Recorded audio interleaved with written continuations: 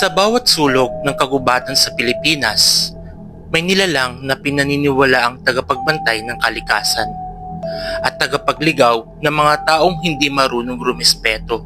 Ang tigbalang, isang nilalang na kalahating tao, kalahating kabayo, matangkad, mahaba ang mga binti at may mata raw na naglalagablab sa dilim. Ayon sa alamat, kaya kanyang lituhin. Akala mo'y naglalakad ka na papalayo pero paulit-ulit ka lang palang umiikot sa iisang puno.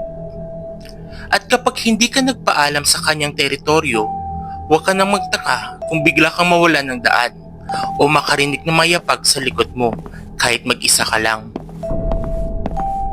Pero may paraan para makaiwas. Magsabi ng tabi-tabi po, magsuot ng baliktad na damit. At wag na wag mong hahamunin ang nilalang ng gubat. Dahil ang tigbalang, hindi mo siya makikita. Pero ikaw, siguradong nakita ka na niya.